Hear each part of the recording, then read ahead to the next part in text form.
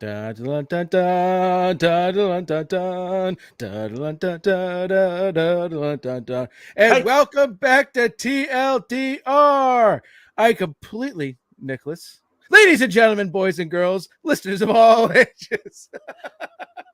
The Dork Share Universe and Geeks Worldwide Radio proudly presents to you the greatest podcasting team in the world. He's the Fry Guy, Nick Friar. I'm the Backcracker, Dr. Joe. Together, we are the TLDR podcast, baby. Nicholas, how you doing? so you don't have that in front of you when you're reading it, No, do you?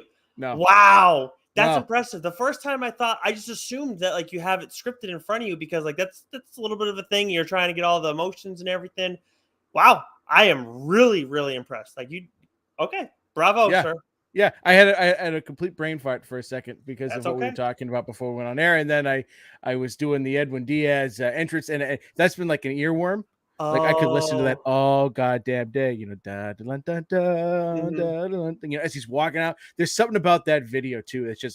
It's fucking awesome. Like I don't know if it was Mac or Davey or someone tweeted or talked about like they should just do that. Like that should be part of the production of every fucking baseball game. Like the closers need to have their fucking music, and they have to have that shot from when they're leaving the bullpen and then sort of running onto the field.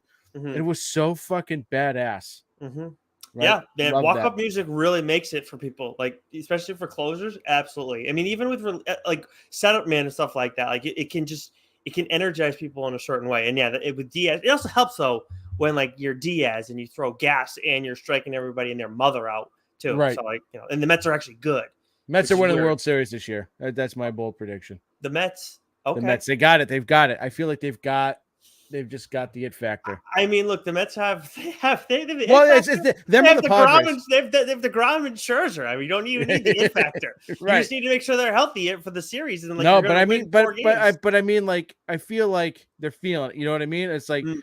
but the Padres, right? This is sports talk here on TLDR. But I love what the Padres did at the trade deadline, and I'd love to see them win too, right? So, like, anyways, Nicholas, how you Mm. doing, my friend? I'm great. I'm good. I'm always happy to talk baseball with you. You know that, but I'm more happy to talk comics with you. And for those who prefer the comic talk over the sports talk, you can subscribe to the show. You're going to find all our comic talk on the TLDR audio channels, whether that's Apple, Spotify, Stitcher, wherever you get your podcast, Geeks Worldwide Radio, SoundCloud. We're available everywhere, whether it's our interviews. You're only going to get our interviews there. Also labeled as Friar Side Chats.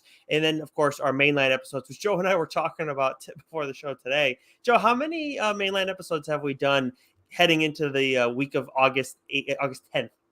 We've done 10 with Yeah, a trade issue being mixed in there somewhere, and I don't know how many weeks we are into the year, but like it's that's crazy. we've been busy doing a lot of fun extracurricular stuff with the fireside chats, and Yeah, the solicits are fun. I enjoy doing those. right. So we've added some things this year, and so we don't talk about as many new, but I think it gives a little more gravitas to when we do have a mainline issue now. Sure. And You also know, it's when we made that decision to always do what's new even when we have guests on the show. I think that was one of the best decisions that we could have made too, because yeah, otherwise we'd be like the whole reason we started the show was to talk about the new comics and trade or stories that the other guy hasn't read. At least we're getting to talk about the new comics every single week, and we will right. get to that. But last week or is it? Yeah, no, 2 weeks ago you talked about Paper Girls ahead of the show being released on Amazon Prime. I didn't realize it was going to be all at once. I just missed that in the course of things. How do you feel about the show from what you've watched so far? Yeah, I'm 3 episodes in.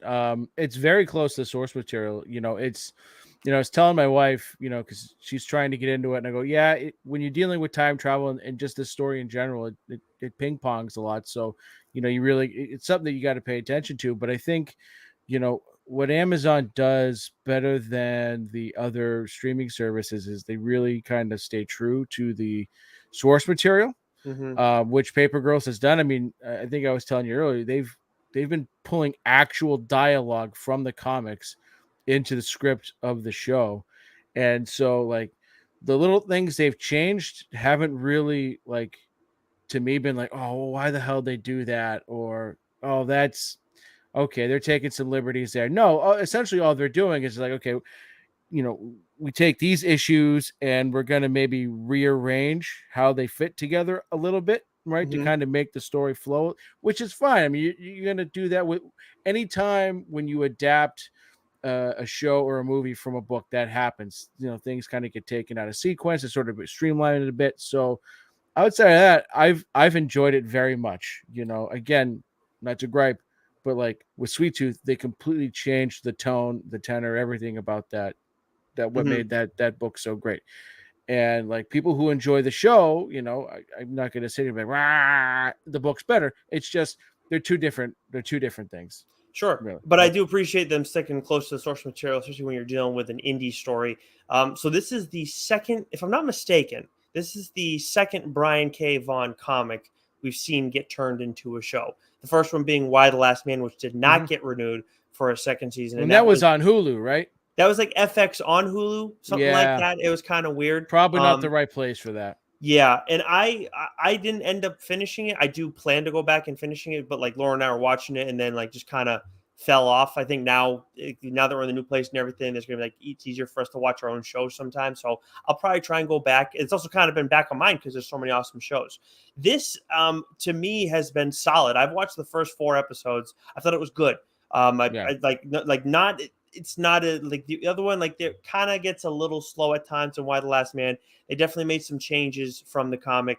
But like with this, obviously I haven't read it yet. I am going to read it, but I think this is a step in the right direction for Brian K. Vaughan. Of course, for us, like we want Paper Girls to duo. I wanted Why the Last Man duo because it was an awesome We comic want series. Paper Girls to do well But because we want Saga. because Saga, really, yes, the fact that there's progress for these is good. Now Saga's next. Let's get that right. Let's knock that one out of the park. Yeah. And again, I mean, I'd like to see him stick with Prime. He's already got a working relationship with Prime. Do that in animated form, please. Because Yes. Invincible's already got 3 seasons now, right? Yeah. Yeah. Saga has to be animated. There's no way in hell you could do that live action. It would cost way too much fucking money and it would be way too hard to pull off. Make it animated, go all in like you did with Invincible, and Yeah. that would be a fucking. And I think with like having it at Amazon where you already have a show like Invincible, it's like, okay, like we've already seen them do it here. Now it kind of makes more sense to see this.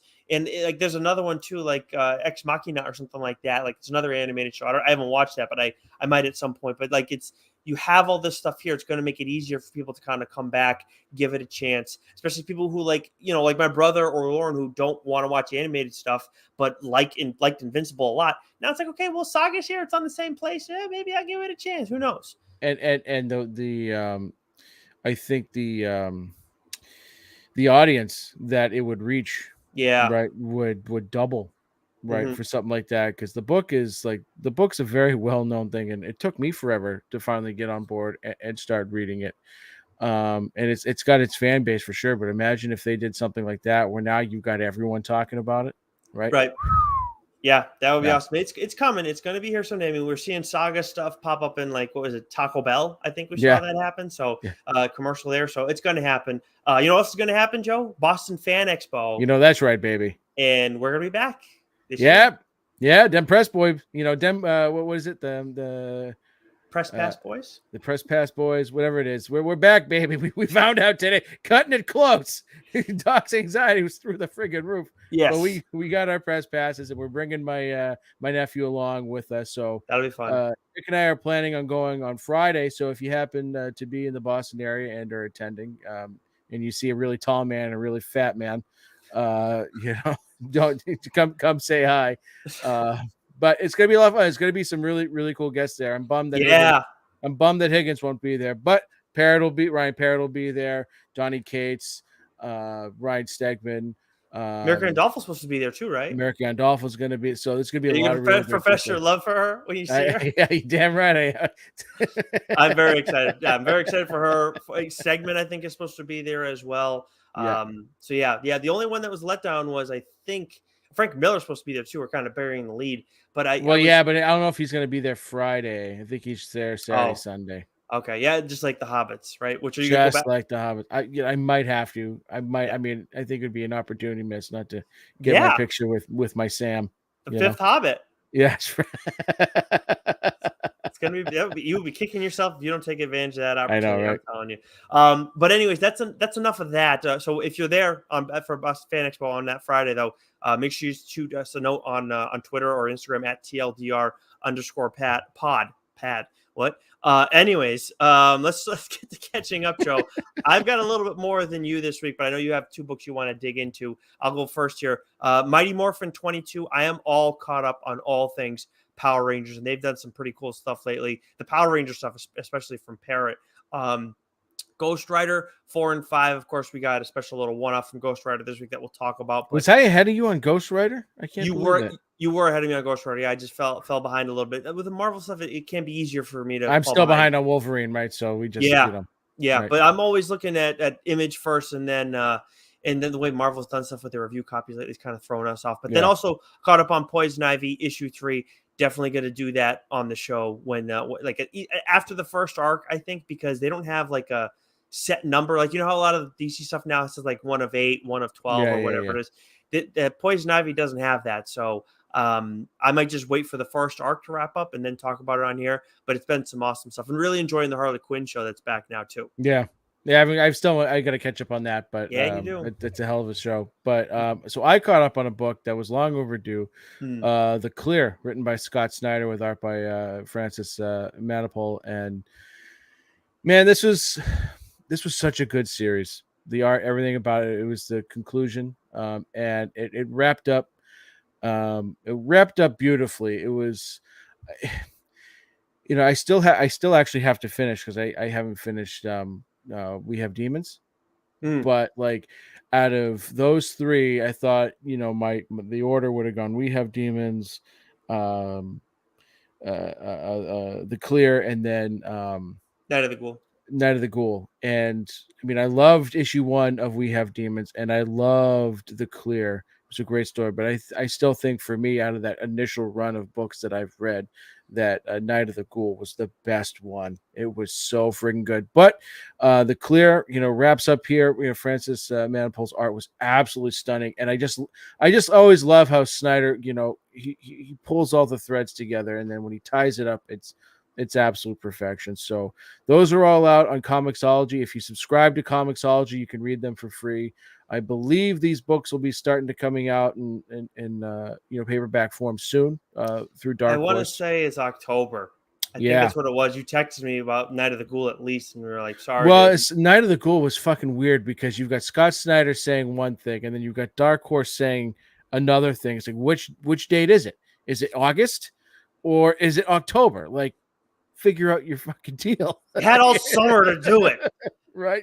Unbelievable. So, but look for that when it comes out. If you don't have Comixology, grab the floppies for those because it's been an absolutely great series. And then I finally caught up with AWA's Absolution #1. This book came out a month ago because Absolution 2 drops this week, and so it's just another. It's got a Blade Runner kind of vibe to it. It's Peter Milligan, it's Mike Diodato, so the art style you're gonna get because Diodato's done a lot of the art for a lot of the AWA books, and it feels very Resistance like, but I don't believe this, at least as far as I know, it's not a Resistance story. But like I said, it's got that futuristic Blade Runner vibe to it. Sci-fi, it's awesome. It's basically the first issue. You learn. There's this female assassin, Nina Ryan, and she gets she's got a kill count that would make John Wick blush, and she gets caught. And so her punishment is they install these bombs in her head and the camera in her eye. So now she has to reach pure absolution in order to be let off her death sentence. And so the camera in her eye constantly live streams what she's doing, and she still has to perform contract killings essentially. And the manner in which she does it will either give her favorable ratings or unfavorable ratings. And so it was really awesome to read because you've got narration boxes and you've got dialogue boxes, and then in these different colored boxes you've got the fucking chat saying just doing typical troll chat shit like, oh, that was a badass kill, or no, that was fucking weak, or show us your boobs, right? it's fucking awesome. It's like live stream. It's like, it resonates, with today with everyone streaming, obviously, but it was a kick-ass book. I can't wait we've got the second issue. Can't wait to read it. This is going to be another just AWA fucking knockout series. Okay. Well, I have the first issue of that one too. As I was in the middle of my move, I remember seeing that on my pile of like unread things that I got to make sure don't get kind of lost in the shuffle of everything. But yeah, obviously the second issue of that comes out this week, so I'm excited to give both those a look. Let's get to what's new. Then we got Marvel, Joe. I'll take us through this one. So we got the Amazing Spider-Man issue 7, the Avengers 59, Axe Judgment Day issue 2. Venom Lethal Protector issue 5, Star Wars Bounty Hunters 26, Black Panther 8, Captain America Sentinel of Liberty issue 3, Predator issue 1, Han Solo and Chewbacca issue 5, Captain Carter issue 5, James Foster and the Mighty Thor issue 3, Miss Marvel and Wolverine 1, X-Men Legends 1, which I'm a little confused by that because we already got a bunch of X-Men Legends stuff. But anyways, Giant Size Gwen Stacy issue 1, The Avengers and Moon Girl issue 1, then a couple of things that are on our pull list, because I'm pretty sure other than I got to go back on Jane Foster and the Captain America stuff. Other than that, though, we're not reading anything. But then we got Punisher issue 5 this week. And then we talked about Ghost Rider before. Ghost Rider Vengeance Forever issue 1. This is a one-shot in celebration of Ghost Rider's.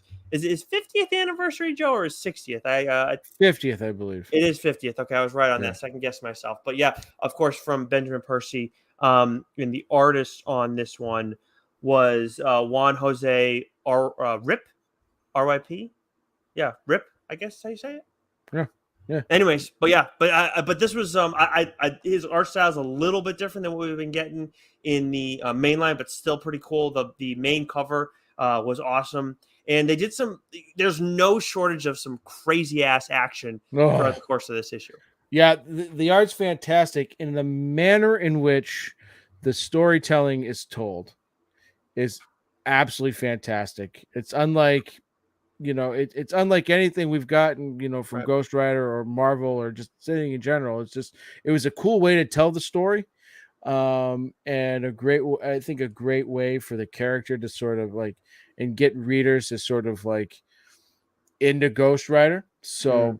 This was a knockout issue. I absolutely loved it. And like I said, I loved the way in which the story was told, for this particular book. And if you've never read Ghost Rider before, pick it up, give it a read. You might find like, oh, okay, there's something really, really badass about this character. And then, with I don't know, is the first arc up? We're almost done the first arc of Buff Percy's just regular, mainline Ghost Rider run, which you could pick up the trade for that and be all caught up and love it. So definitely awesome there. But there was one other thing from Marvel this week, Nicholas, I wanted to touch upon because I ordered this God knows when.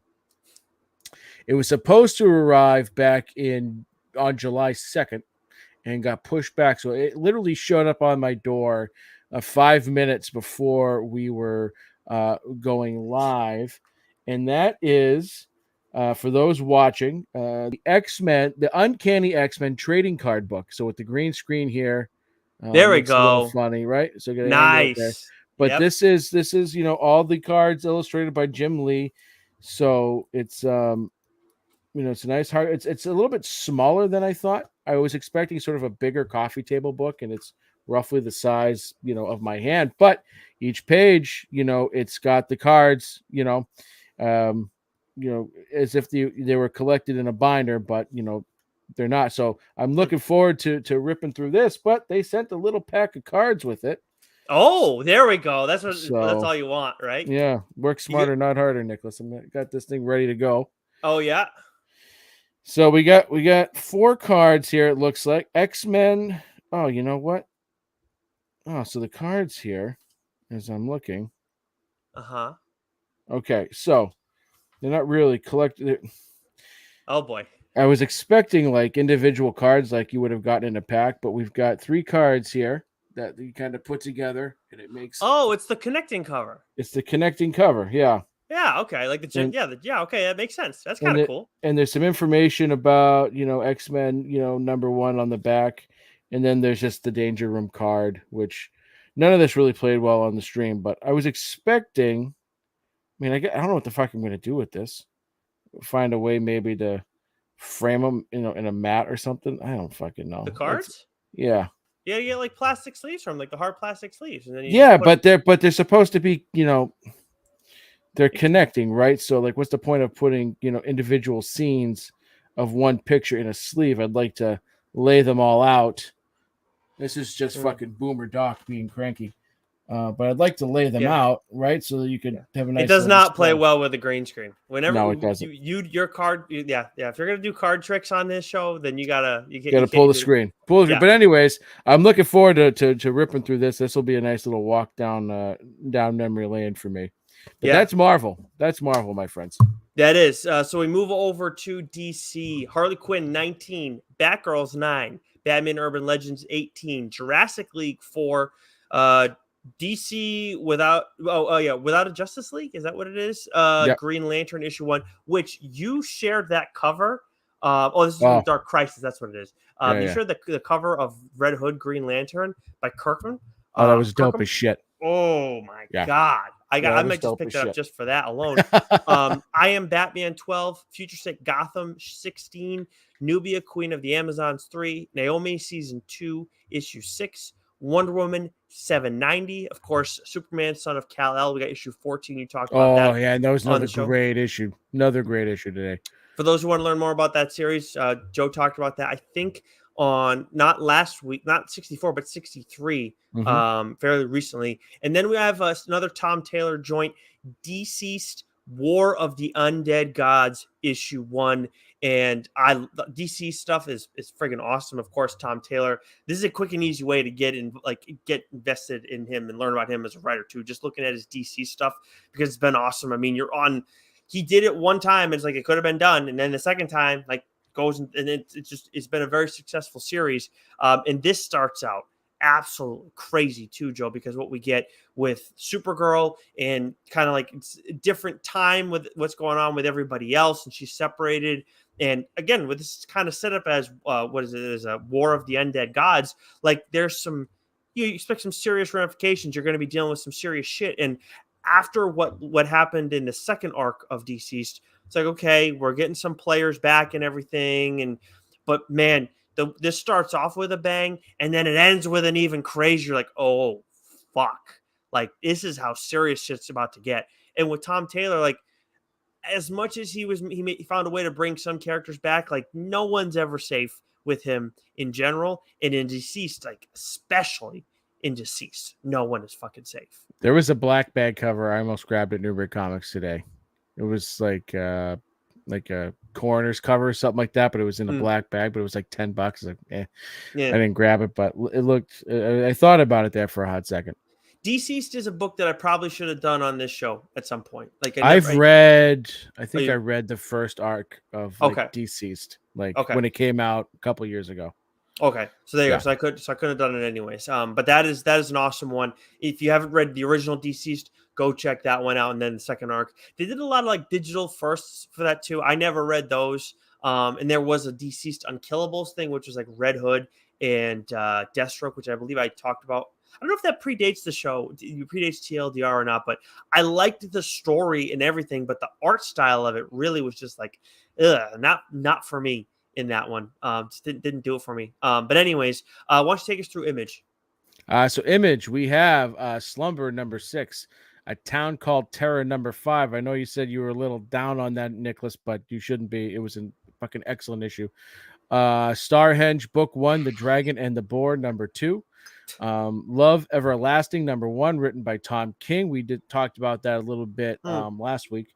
Prodigy, The Icarus Society number 2. Unnatural Blue Bud number 2. That's by Mirka Andolfo, and I actually have Unnatural, I think, on my Hoopla to kind of go back and read the first one to maybe kind of get into this. But we got a couple books from Image, per usual, that we want to discuss. Nicholas, why don't you lead us off? Yeah, so we have where do I want to go here? I think I'm going to start with King Spawn. We got issue 13. This is the start of the third arc. We've been getting a big tease from our guys Sean Lewis and Javier Fernandez about like the main thing that we're waiting for is like stuff to do with Wanda. Wanda's going to get thrown back in the mix and everything like that. And Al's kind of going through all this different stuff to get her brought back in the mix, but it's going to cause him, like, force him to kind of do some questionable things. And the questionable things kind of start to begin really in this episode, and it gets so fucking violent. Like, this feels like this is more horror book than anything else. Less, not as much action. But there is action. It's just like, it's gross, some of the stuff we get. And it is awesome, man. And there's like one image of Spawn near a chessboard and everything, and it's like, holy shit. But then, Joe, we get this one Spawn universe character who we haven't seen in the mix since Spawn universe happened, but he's been around in the past, and actually in one of Todd McFarlane's, like, since he's been done like those waves of more Spawn action figures, we did see this character pop up in the action figures, even though we hadn't seen him pop up in any of the main of his titles. So just a little tease for who you're going to see in this issue. And I'll tell you what, this character pisses off Spawn big time, flips the script on him, and it's just like, wait, what?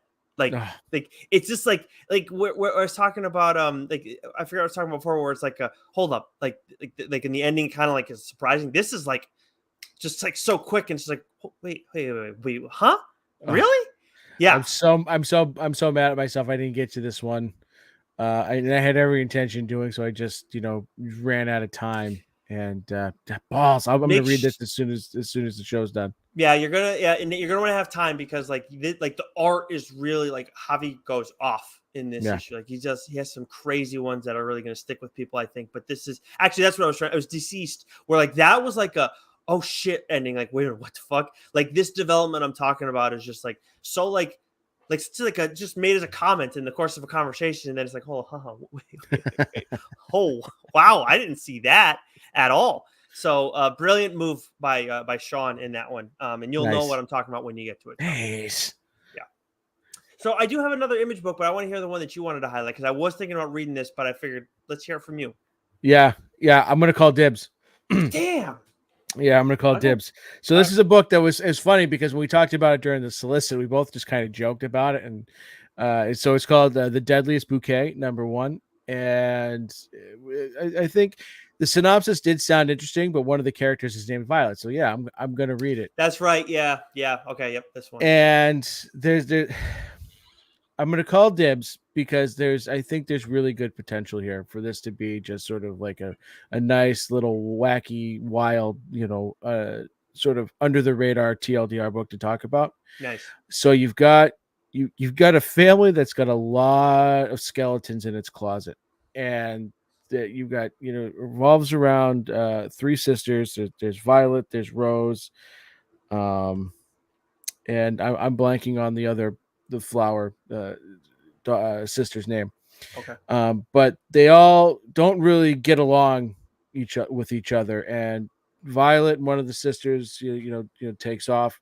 Violet and Rose, they sort of take off, leaving the other sister to stay home to look after their mom, all of which they don't seem real keen on.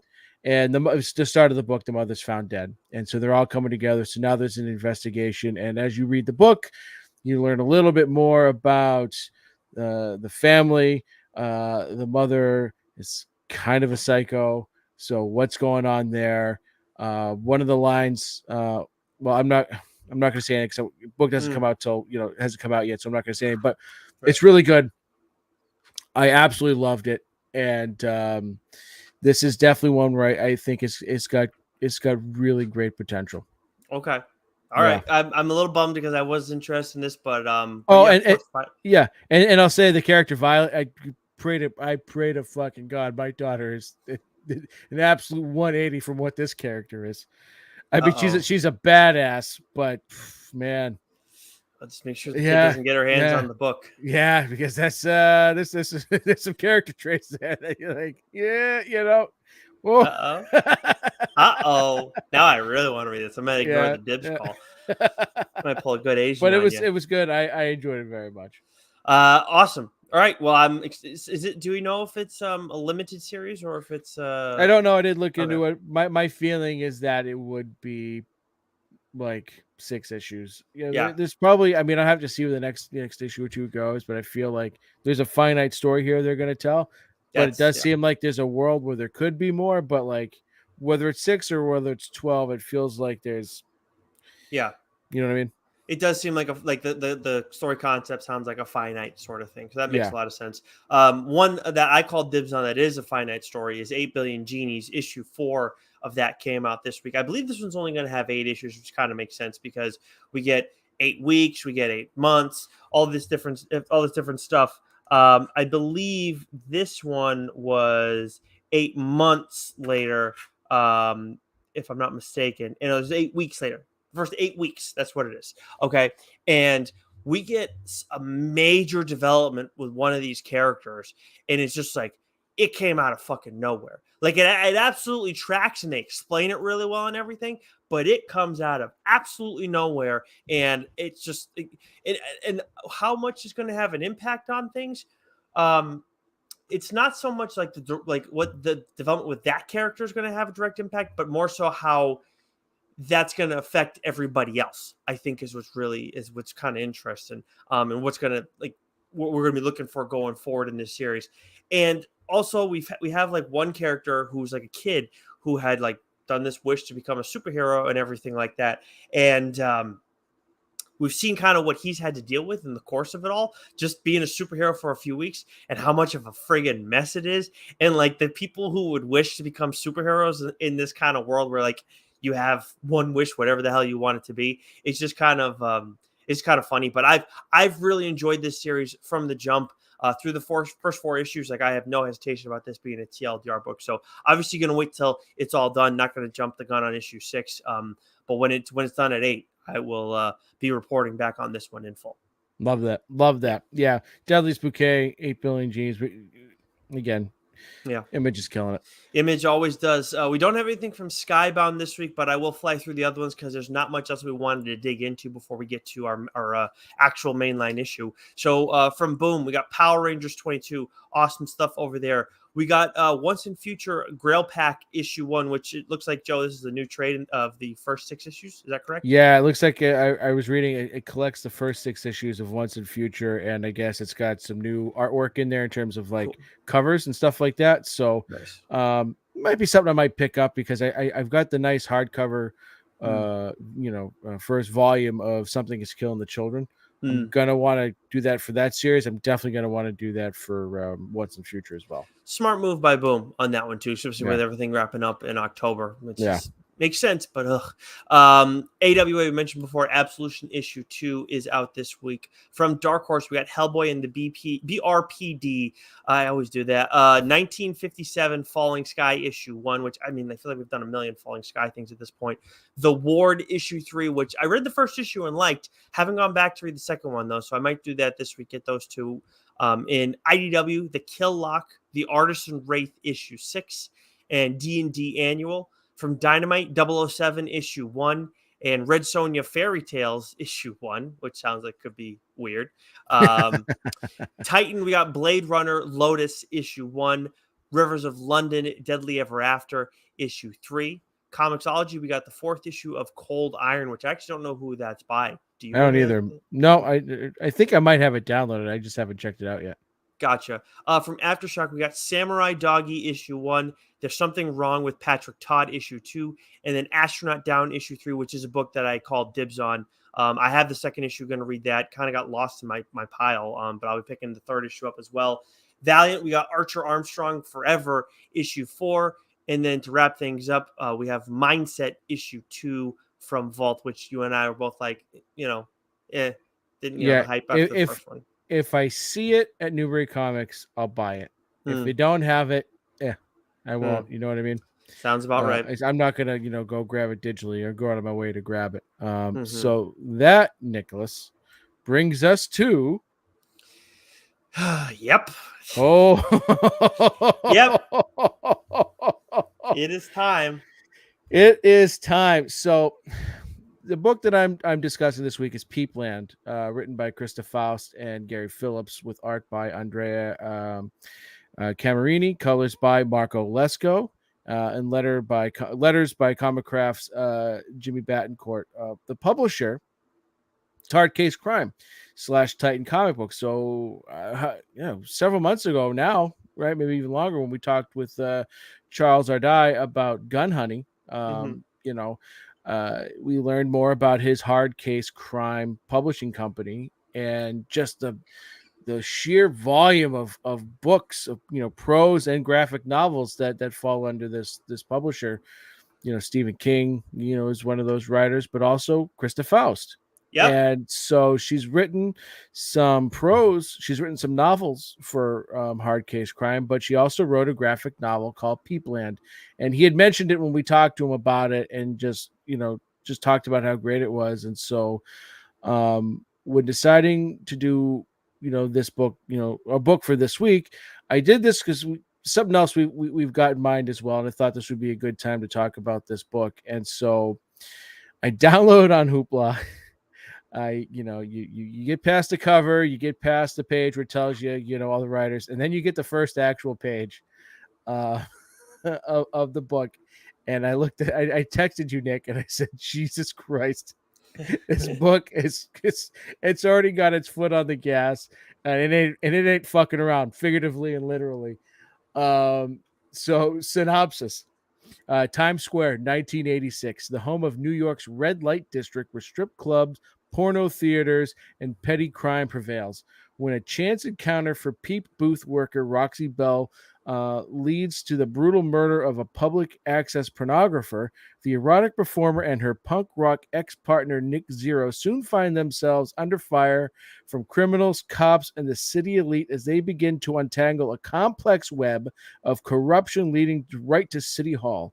Like the Naked City, there are 8 million stories in this deuce. This is one of them. Okay. So, yeah, this was 5 issues, and it was perfect. It was a perfectly told story within that time frame. Because like extending it any longer, I think would have taken away from the story. Like the pacing and everything, we talk about that all the time. It's perfect. Like I started reading the first issue that night, Nicholas, and I finished it within an hour and a half. It was just boom, flew right through them. So it reads fast, and it's so good. So you love Christa Faust, man. Like, she's awesome, don't get me wrong, but you love Christa Faust. This is your third Christa Faust book on here, and either one of us could have done Hit Me if we called dibs on this show. Right. So that's 4 books that so like Bad Mother was great. That was one of the first AWA books I did. And then Redemption, which was great, and then Red Hit Me, did the review, the finale for that on Geeks Worldwide, and then this. And so, what makes Christa Faust very unique is that she writes some really badass, kick-ass female characters, right? And I think that's just that's her channeling something from herself. Christa, if you follow her on Twitter, if you follow her on Instagram, she's no bullshit, no nonsense, doesn't hide anything.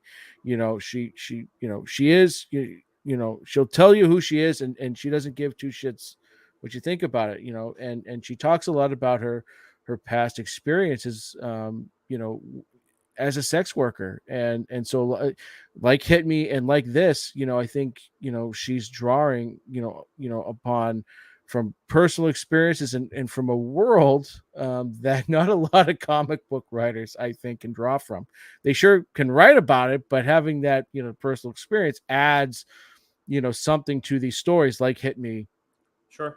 And like Peepland. And that's, I think, what I love about her too, is that there is no bullshit. There is no, there's no, it's like when, it's like reading Saga too, like Brian K. Vaughan, and same with Chip. Like when it comes to sexuality, there's no faux pas. There's nothing to be ashamed of. It's like, it's just people and creatures being people and creatures, right? And nothing to be ashamed of, nothing to hide, right? And it's like, it's all out there, right? And so that's something that Christa does really well with all her characters. She's not afraid to go there, and it makes for really interesting and kick-ass storytelling. So nothing is off limits, in Mm-hmm. this book, right? Again, no sugarcoating. It's just hard hitting storytelling, that sucks you in. And this is a book that I was reading in bed with my wife next to me, and I was sort of like facing like so she could see the back of the iPad, right? Not because like right from the rip, there's just boobs, right? There's lots of nudity, there's talking about needing she calls for the janitor because they gotta wipe the skeet, off the booth, Wow. like Wow. it gets into the weeds, man, you know but there's also a lot of vicious violence. And so similar to Hit Me, right? There's the main character is also a sex worker working in the seedy underbelly. In this case, it's the 1980s, New York City. And with both stories, it's like there's a stumbling into a crime, right? It's not Mhm. like our main characters at first are part of some wild conspiracy or part of some sort, like they're the target of, or they're the person committing the crime. They just sort of happen to stumble into a situation because the nature of their work is going to lead them into seedy sort of situations. And so like they stumble on these crimes, and all of a sudden it becomes this sort of cat and mouse kind of game, right? it, Mhm. it kind of gives me that feeling of like those like mid 1990s like thrillers, where like there's the conspiracy where the politician or the person in power either has committed a crime or the family is something, and like someone like is a witness to it, and then like so it's like got that awesome sort of action feel to it. But this is dealing with the porno world of the dingy of dingy Mhm. New York City. And so basically what happens is there's a character named Dirty Dicky, and he's a porn he's a porn director, and he's shooting some sort of amateur girl out out in public, and sort of photo bombing his shot is a crime, is a guy uh killing a woman in a sex act.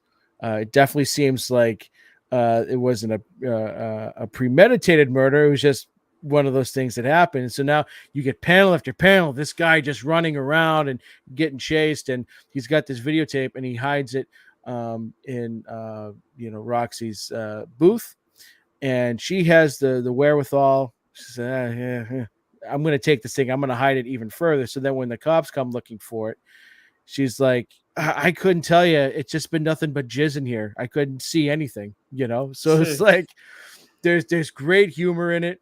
I mean, the story of itself, and so what Roxy and her ex-boyfriend get themselves involved in, and then the people around them by proxy get involved in, and just there's killing everywhere. It's noir, it's pulp, it's crime. It's absolutely fantastic. And so like one of the differences, where I would sort of, with this and Hit Me, is that there was definitely some moments in Hit Me that made me a little uneasy. I don't know if you finished that yet or have read, Mhm. read all the way through, but there I was did. That was one I finished a while ago, and I forgot to mention it in one of our catching ups. But yeah. so in issue 4 with the hooks, that made me uneasy. Mm. That was a scene that actually, that was a couple of pages that made me go, like, okay, I was a little uneasy here. So like Yep. there's definitely themes, in this book that aren't always sort of easy to A, as a writer, write about, and B, as a reader, read. But it's dealing with the topic of AIDS comes up. You've got racial things that happen. There's a subplot between a cop and a black kid that happens in this book that unfortunately feels all too real, right? Mm. It is all too real. And so like, but it fits with the story, and it's a great little subplot that happens. And so there's this emotional roller coaster that you go on, not necessarily with the main plot but with the subplot, and the justice or the lack thereof that occurs, and then how she wraps this story up at the end. It's sort of like reading Sweet Tooth, right? Like when I talked about Sweet Tooth, it's like man, there's never like a positive moment in this book, right? It's just a fucking downer. And like, just like when you think like there's going to be, it just kind of ends like, and you're just like, fuck, oh, that was so good. But like, it's not like, you know, a great ending. It's a fitting ending for the story, but it's just like, oh man, like you're rooting for him at some point and you want a Hmm. different outcome, but the outcome you get, you're just like, ah, fuck, man. Like it's so good, but fuck, you know, like, Yeah. and to me that's just good storytelling, you know. Yeah. And so, you know, you got a lot of different themes in here.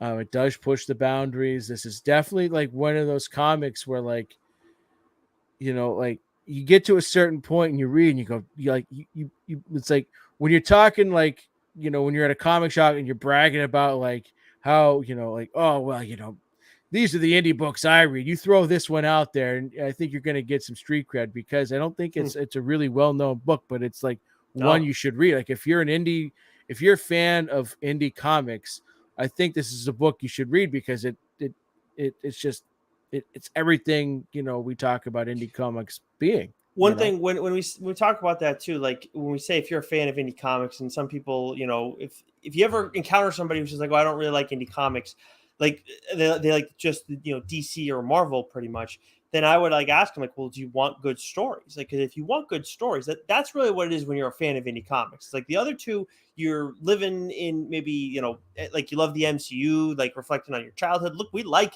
Marvel and DC stuff, but like yeah, when I say like I'm an indie comic fan, or when you say that, I'm like, well, it just means you like good stories. Like that's what it is. You like stories that come to an end usually. Like I know Spawn's ongoing, and Invincible went on for a long time, and Walking Dead, but it's just like you want things that are gonna like that they have an end at some point. You know what I mean? That's the only difference. But they're like right. they're a good story first. Right, we don't just watch comedies, right? Or we Right. don't just watch drama, right? We, you know, we watch a whole wide range of things. And Mhm. Marvel and DC, they're great at what they do, but they do one particular thing. Their thing is superheroes, right? And Mhm. so comics are more than that. So when you get into That's the the thing. indies, right? You the avenues for stories are endless, and this is sort of like the epitome of that, because this is not a book that you know, I would have heard of had we not talked with Charles or Die, Mhm. right? This, you know, maybe I would have stumbled upon it, you know, going through Christa Faust's you know, bibliography, Mm. uh, but who, you know, Yeah. that's not something we typically do, right? You rip No. through bibliographies, right? So like, this is a book I think like you can like yeah, go read Peepland, you Mhm. know, because chances are, you know, like I could say go, you know, go read Once and Future, and people are going to have heard of that more than not. Something is killing the children, right? More people than not will have probably heard of that. Like go read Peepland. Like, oh yeah, what's that? You should describe it, and then give them the warning: don't read this around, you know, your kids or your Yeah. mom or, you know, your wife or anything like that, you know. Mhm. And it reads quick. You're gonna love it. And again, like Marco Lesko, Yeah, this I guy noticed is that. Yeah. fucking brilliant as a colorist. Absolutely. You know, every book that he does, he sets the tone perfectly. Like with Chariot, again, we talked about the other when I talked about Let's Go. It's bright, it's neon. That's what that story called for. That was the vibe. Like it nailed it, you know. This and same thing with Hit Me. Like you get that dinginess that you feel Hmm. like you're in, you know, dirty, disgusting, you know, underbelly of New York City in the 1980s, you know, Hmm. and it's fantastic. It's wild that we don't see more of Lesko, because we've like with the stuff that we've seen from him, it's like this is awesome. And like, yeah, I know there are like with colorists, it's different than like, you know, line artists, because like line artists you pretty much do one title, sometimes two, but that's very rare. Like that's why with Dan Moore is just like Yeah, on another level right now. Like he's just in some kind of zone. But with colorists, like we see them on like 2 3 titles. I feel like maybe even yeah, more than that. You know, Jordy Blair's one we see get a ton of work, but Lesko, yeah. I mean, does some impressive stuff. And another example that you're bringing Bond up here villain, now. right? Yeah. Yep. Bond Villain's another one. Yep. Bond Villain's Yeah, another one too. So I don't. Hollingsworth, right? Yeah. Well, Yeah, even Hollingsworth's kind of like just a. I feel like Hollingsworth's just a just a Murphy Murphy guy. guy. Yeah, yeah, Yeah. yeah, So I don't know. Like I'm just it's surprised. I would think we'd see more of Lesko. Maybe we will. Who knows? yeah. Yeah, he's brilliant. So that's Peepland. Like again, this is not necessarily a feel good story, but it's Yeah. so good. And and if you're into if you're into boobies, Jeffrey McNamara, you might enjoy this one. Yeah, we actually learned recently. We haven't done a DSG book club in a while. That kind of died pretty quickly because a lot of the guys in DSG don't know how to read. But Right. we found out recently that Goo is learning how to read. He So, is. He's yep, learning, step by step, yeah. AEIOU, So this might you be a know, good place to start, Goo. long vowels, short vowels. He's getting there. He's getting Just don't let Rafi get his hands on this. That's all. Okay, God, good grief. Yeah, but Yeah. that's gonna bring. Actually, you know what? Before I trip into mine, Joe, with Peepland, I'm assuming because it's like a one-off thing, like you would think it'd be more inclined for a movie, or could you see this like them taking this world and turning it into a show No somehow? movie. Make it a movie. Make it a buck and a half, 2 hour movie. Like this could be dark and gritty, and just tell a really good. Like movie is the perfect setting because a show it would be stretched out. You'd have to add stuff to it, Mm, because like the crime, how it happens and how it gets solved and figured out, and then how it ends. Like no, boom, okay. hour and a half, 2 hours, be an excellent movie. Even if it was just like a Netflix movie or an Amazon Prime movie or HBO or whatever, right? Like Hmm. they could kill it and be awesome. Okay. Well, I got to do a lot of reading on Christa Faust stuff because she's got a ton of awesome work. Hit Me is the one full one that I've read, but Bad Mother, Redemption, now Peepland. Got to add that one to the queue Yeah. as well. So awesome stuff from you there. For me, I got another book. You're doing this is your third Christa Faust book you've done on the show. We've had Mhm. 4 TLDR worthy Christa Faust books. This is my 4th Mark Millar book that I'm going to be talking about. And actually, the 5th time that we're talking about a Mark Millar book on here, because you also did Superman Red Sun, which I didn't realize was a Millar book. I did Jupiter's Legacy, Reborn, King of Spies. And now I'm talking the Magic Order, which is from Image Comics. All 3 of those other books, aside from the Superman, are from Image Comics. Written by Mark Millar. Art in the first volume by Olivier Coipel. The second volume was by Stuart Immonen, but their style was pretty similar. Like it was to the point where like I didn't realize it was somebody else till I actually checked on the credits and stuff. And then the third volume, which is ongoing right now, the artist is Gigi Cavanago, I believe.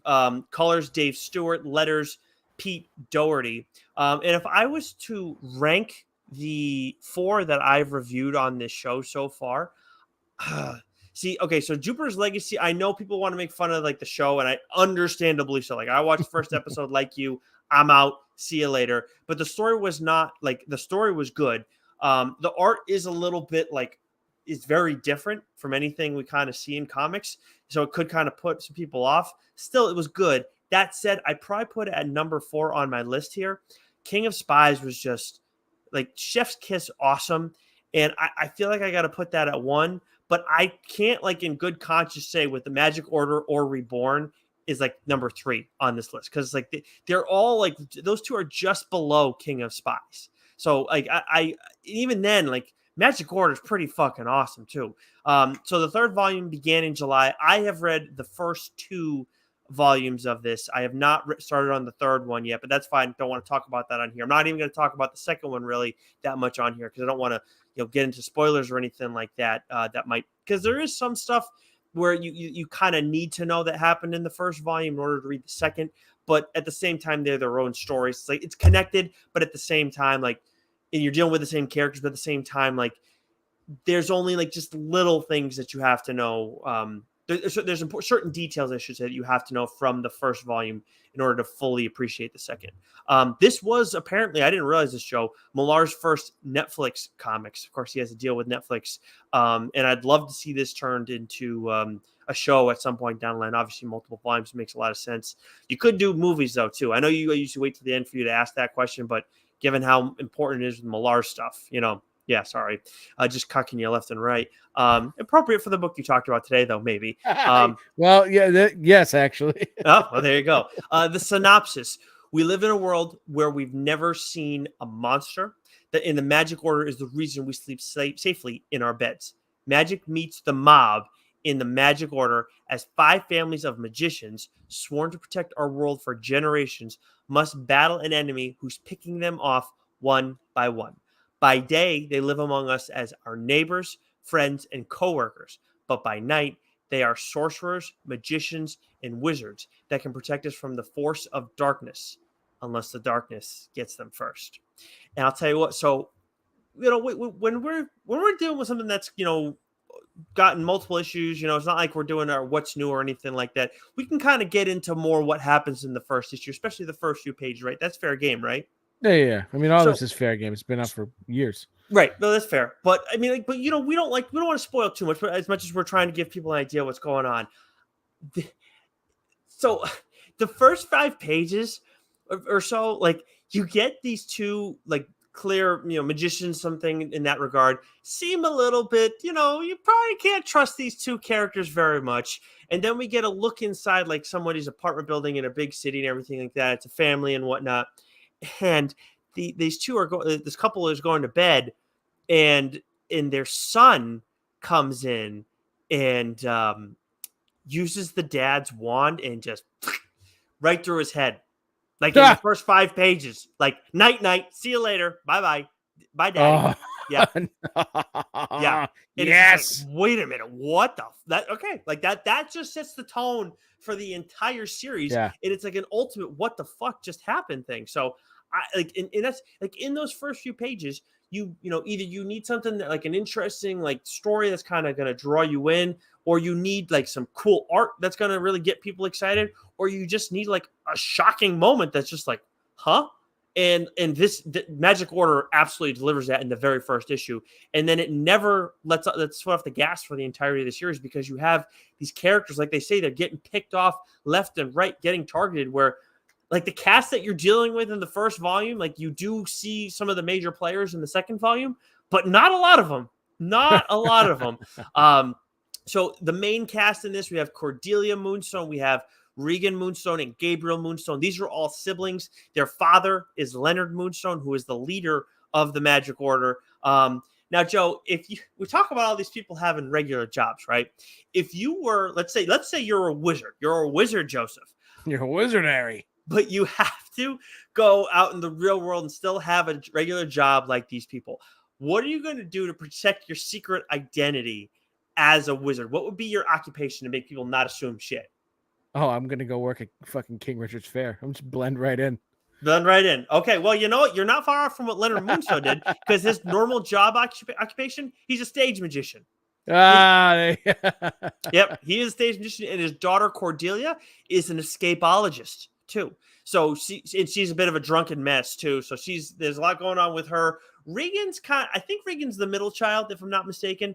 But he's like the one that's there with his dad. Like, I'm not saying he's like the goody two shoes kid, but he's like there. Like, he's there doing all the stuff, kind of like comfortable being in the the Magic Order and doing his own thing and whatnot. And then we have Gabriel Moonstone, who was essentially the golden child. He was like the guy who was going to take over for his father eventually down the line, all that stuff. And he's married to a non-magic woman, Louise. But the problem is, the reason why he's not involved in the magic world anymore is his daughter, Rosetta, died as a kid. And, how that happened is like is a big thing, that's part of. It's one of the many little things that Millar kind of, features and all this is like a social commentary kind of thing, but it's definitely like a serious social commentary thing that he uses magic through. I don't want to talk about that because it's a spoiler-ish kind of thing. But these are all cool characters. I think Cordelia's probably Reagan's cool too. But okay, if we're talking about your favorite character, Joe, now there's a lot of other members of the Magic Order, but the Moonstone family is definitely at the center of it all. Then there's Uncle Edgar, who I can't say much about because, again, spoiler stuff, but that will be your favorite character after you read the first volume of the Magic Order. Is he a neurotic mess? No, he's not. But you're gonna like him. Like, he's not around a ton, but like, as Wes likes to put it, and to go back to our baseball conversation, his slugging percentage is through the roof. So I like that. You will see. But he's pretty cool. And then the villain in all this is Madame Albany, and she wants this evil book, this book of dark magic called the Orichalcum, I believe is what you call it. Now, she has kind of an issue, and it's a similar issue that you or deal chalkum with. sounds like something you used to powder your balls with. Yeah, well, jeez. Right. Hey, keep your Peepland talk to your fucking part of the show, all right? But anyways, with what we're dealing with here is still different than the second volume of the Magic Order, but at the same time, like there's this contingency of magicians, sorcerers, and whatnot that don't like the idea that they're like protecting the humans. Like, we're more powerful, we should be able to do what the hell we want. It's kind of a similar vibe to what goes on with excellence, but there's a lot like excellence is more like they're suppressed, and that's more of a social commentary on like racism and everything like that. This is more like we're the protectors and we're trying to do the right thing and not abuse our power, keep people in check and things like that. It's not like you have this like overarching like people who are manipulating things and like don't have these powers necessarily. Like, it's no, we're all on the same playing field, but now we're taking care of the humans. Some people don't like that, so that there's a staunch difference between those two titles. But again, when you go into the second volume, you deal with a similar thing but different. And then Madame Albany's like right hand man, I guess you could say, in this is, well, no, she has a right hand man that's a shapeshifter, but her hired gun, her assassin in this story, is she calls him the Venetian. And Joe, this dude's going to give you nightmares. That's a badass name for an assassin too, the Venetian. Yeah, wait till you see him. You can probably look it up and find it on online quickly. But dude, he is. Like, that character is awesome. That character is fucking awesome. The first arc of this, like you talk about reading this in one setting, I blew through this. This is available on Hoopla as well. The second volume is too. I'm kind of contemplating not reading the third one week by week and waiting in trade waiting on it. I know we don't like to do that on this show, but clearly the Magic Order has been a success. And I encourage anybody, who to not trade wait as much as I'm going to go and do it too. But man, or I think I'm going to do it, but man, it's fucking awesome. Like, it's like that. My thing is like, this is so good that like, I wish it was just in trade form every time because I can blow right through this thing. Yeah. I mean, what issue is it on now? I mean, you probably just go on the second one. Yeah. Okay. Yeah, that's true. That's true too. Yeah. But I just don't like, I don't want to, this is one I don't want to wait week to week on. Like, like maybe if I started from the jump, I would, but I just want it all right now. So that's kind of how I'm feeling about Saga, right? I jumped on as late as I did, was able to rip through it, and now having to wait month to month, like, it's tough. Fuck. It reads differently. It really does read differently month to month than it does binging it. Yeah, for sure. It's that, and that's where like sometimes it's just like I understand like the why you do single issues and stuff like that, but at the same time, man, like I definitely like if someone was to say, yeah, we're going to start doing stuff more like in trades, like straight up going forward. Like, yeah, like there is a little bit more of a risk from a buyer standpoint. Absolutely. And would we be stingier maybe with some of our reviews?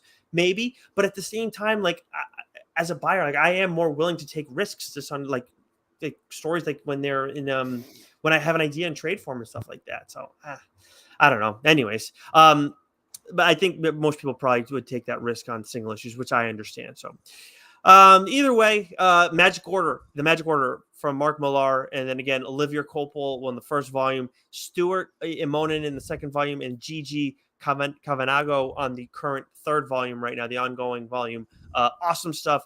Recommend you picking that one up. And I'm sure with Hoopla, you can definitely go cruise through those first two volumes, Joe. Yeah, it sounds fantastic. I mean, it sounds right up my alley. And when you first started reading the synopsis, first thing that popped in my head was excellence. Second thing that popped in is when the fuck are we going to get the finale to excellence? I mean, we give The Last Ronin a fucking hard time, but I mean, I think excellence is like, yeah, it's excellence than Last Ronin. It's tough. Yeah. But anyways, I mean, this sounds absolutely fantastic, and it sounds like a typical Mark Millar book, right? Yeah. It sounds good. And we got a trade coming up.